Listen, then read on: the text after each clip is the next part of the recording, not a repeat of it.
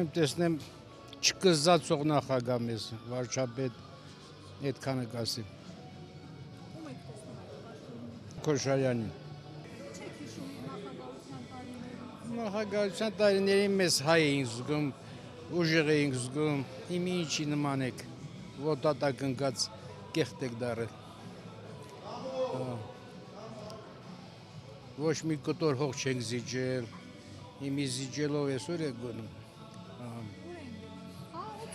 Խաղաղություն։ Լիամա խաղաղությունը, խաղաղությունը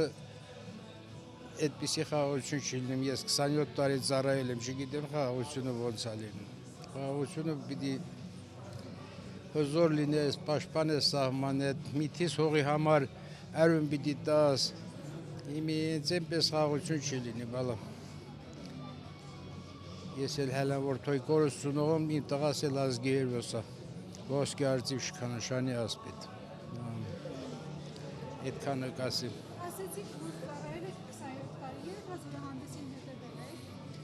եք։ Զորահանդեսի ընթացքում Բրեժնև 80 տարեկան չէր նստում, հիմի զորահանդեսին